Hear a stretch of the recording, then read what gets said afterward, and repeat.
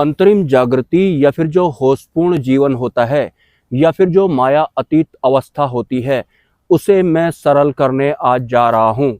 होशपूर्ण रहकर मंत्र जप करने का या फिर ध्यान करने का बिल्कुल भी ये मतलब नहीं है कि आप चौकन्ने होकर ध्यान कर रहे हैं या फिर आप कुछ इस तरह से अलर्ट हो रखे हैं कि आपने अपनी आंखें खोल रखी हैं। आप एक एक चीज पर नजर बनाए हुए हैं कि कोई भी चीज अगर मेरे आंखों के सामने होगी तो मैं उसे चूकूंगा नहीं, मतलब उसे मैं देख लूंगा। ये होशपूर्ण अवस्था नहीं होती है। अगर आप अपनी आंखें खोलकर या फिर अपने दिमाग को अलर्ट रखकर आध्यात्मिक यात्रा करेंगे तो आपका दिमाग भी थक जाएगा और आपकी आंखें भी थक जाएंगी और उसके बाद आपको नींद आ जाएगी। तो जो वास्तविक होशपूर्ण अवस्था होती है या फिर जो वास्तविक माया अतीत अवस्था होती है, उसमें होने के बाद हमें किसी भी तरह की थकान नहीं होती है या फिर हमें नींद नहीं आती है। वो एक आनंद वाली अवस्था होती है, वो हमारी वास्तविक ब्रह्म अवस्था होती है। और जो माया होती है या फिर जो माया का आवरण होता है, माया मतलब बेहोशी। इस वक्त भले ही आप मेरा ये वीडियो देख रहे होंगे, लेकिन आप बेहोशी की हालत में ये वीडियो देख रहे हैं क्योंकि आप माया के आवरण के अंडर में सरवाइव कर रहे हैं। आप भले ही दिन रात अपनी आंखें खुली रखें या फिर दिन रात अपने दिमाग को अलर्ट रखें, आप होशपूर्ण अवस्था में नहीं हो सकते हैं। जो भी आप करेंगे माया के आवरण के अंडर में ही करेंगे और एट द एंड आपका दिमाग थक जाएगा, आपकी आंखें थक जाएंगी, आपको बंद आंखें करनी पड़ेंगी और सोना पड़ेगा। मतलब उसके बाद आपको थकान हो जाएगी, आपके दिमाग को रेस्ट करना पड़ेगा। और जो माया अतीत वाली अवस्था होती है वो भार रहित अवस्था होती है। उसमें हमें किसी भी तरह की नींद नहीं आती है या फिर किसी भी तरह की थकान महसूस नहीं होती है। इसे अगर मैं थोड़ा और सरल करना चाहूँ तो जैसे कि आप रात को आंखें बंद करते हैं और आपको नींद आ जाती है। नींद आने के बाद आपको स्वप्न आने लगते हैं। आपका उन स्वप्न में कोई भी कंट्रोल नहीं होता है और दूसरे दिन जब आपकी नींद खुलती है तब जाके आपको पता लगता है कि रात में मुझे कोई स्वप्न आया था। तब जब आप नींद में नहीं थे तब भी आप होशपूर्ण अवस्था में नहीं थे, और जब आपको रात को नींद आ गई थी और आप किसी स्वप्न में थे तब भी आप होशपूर्ण अवस्था में नहीं थे। अगर आपकी अंतरिम जागृति होना शुरू हो जाती है या फिर होशपूर्ण अवस्था में होने का एक ठोस सबूत भी मैं आपको देने जा रहा हूँ।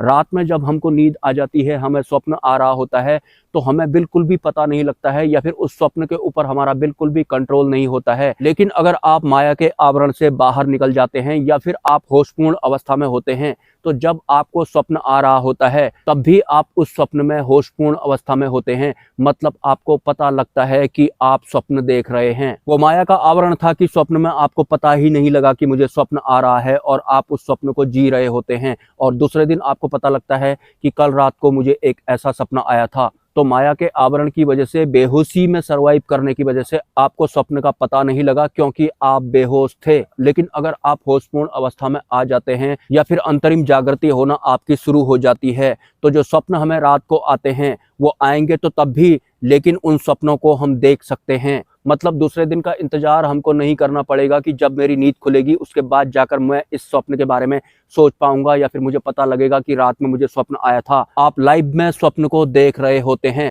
लेकिन आपकी नींद पर इससे कोई प्रभाव नहीं पड़ता है। कैन यू इमेजिन किस तरह की वो होशपूर्ण अवस्था हो सकती है? उसे ब्रह्म का आवरण कहते हैं। ब्रह्म के आवरण के साथ अगर आप सरवाइव करते हैं तो आप अपने सपने को भी देख सकते हैं। सपने में भी आप बेहोशी में नहीं होते हैं कि आपको पता ही नहीं लग रहा है कि आपको स्वप्न आ रहा है। और जब भी आप अंतरिम जागृति करने के लिए या फिर खुद पर ध्यान टिकाने की कोशिश करते हैं, खुद के भीतर झांकने की कोशिश करते हैं, तो आपको बहुत ज़्यादा अनकंफर्टेबल फील होता होगा। यहाँ पर आपको ऐसा भी महसूस होगा कि कुछ भी हो तो नहीं रहा है। जहाँ पर कुछ भी नहीं हो रहा है आपको उसी अवस्था को पकड़ना है। हालांकि कुछ हो नहीं रहा है करके आपको वो अवस्था बड़ी बुरी लगेगी क्योंकि हमको कुछ न कुछ होने की आदत है, हमको कुछ न कुछ देखने की आदत है। जहाँ पर कुछ नहीं हो रहा होता है वहाँ पर आपको टिकना है। जहाँ पर कुछ भी नहीं हो रहा होगा आपको बड़ा अनकंफर्टेबल फील होगा क्योंकि माया के आवरण में सर्वाइव करने की वजह से आप जो भी करते हैं कुछ न कुछ होता ही होता है। या फिर हमारी आदत भी ऐसी बनी होती है कि अगर हम ऐसा करेंगे तो वैसा होगा। जहां पर ऐसा या वैसा नहीं होता है, कुछ होता ही नहीं है, आपको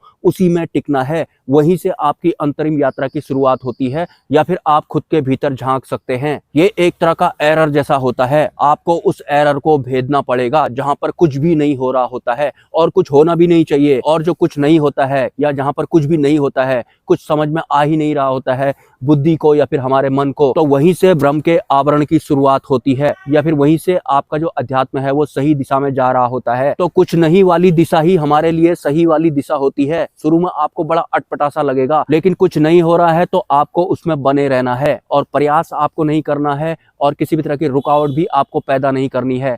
उस कुछ नहीं में जो भी हो रहा होता है आपको होने देना है, जानने की कोशिश नहीं करनी है, इच्छा नहीं आनी चाहिए आपके अंदर में, आपको सरल सरल होते जाना है और उस कुछ नहीं में ही ठहरते रहना है। वहीं से आपकी अंतरिम जागृति की शुरुआत होती है। जहां तक कुछ न कुछ होगा या फिर जहां तक आपका दिमाग कुछ न कुछ हो रहा है करके आपको बताता जाएगा, आपको समझ जाना है कि अभी भी आप माया के आवरण में है।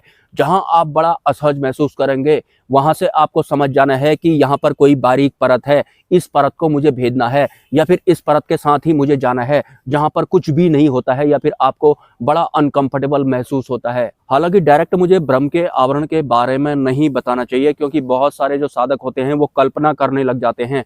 कल्पना आपको बिल्कुल भी नहीं करनी है, लेकिन फिर भी मोटा मोटा आपको मैं बताऊं तो जो ब्रह्म का आवरण होता है उसमें एक ऐसा आकर्षण होता है, जैसे ही आप ब्रह्म के आवरण में पहुंच जाएंगे या फिर ब्रह्म आपको छू लेंगे, तो आपके भीतर एक ऐसे आनंद का तड़प के साथ संचार होगा कि वो आपको मिलेंगे भी नहीं और आप उन्हें प्राप्त करने की कोशिश भी करते रहेंगे। मतलब स्वतः ही आप खींचे ही चले जाएंगे। जो ब्रह्म का आकर्षण होता है वो बहुत ज़्यादा हाई लेवल का होता है, उसमें आपको रोना भी आएगा और आपको ऐसा लगेगा कि ये तो मेरा ही है, ये तो मेरा अपना ही था। कुछ इस तरह का वो आवरण होता है या फिर ब्रह्म का आकर्षण होता है।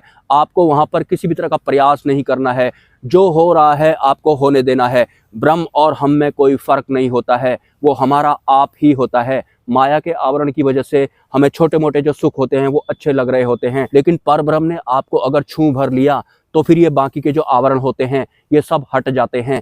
बाकी के जो सवाल जवाब जितने भी आज तक आपके दिलो दिमाग पे चल रहे थे ये अपने आप ही गायब हो जाते हैं, या फिर ये वैल्यू रहित जैसे हो जाते हैं। कुछ इस तरह का ब्रह्म का आवरण होता है जो कि हमारा वास्तविक स्वरूप भी होता है।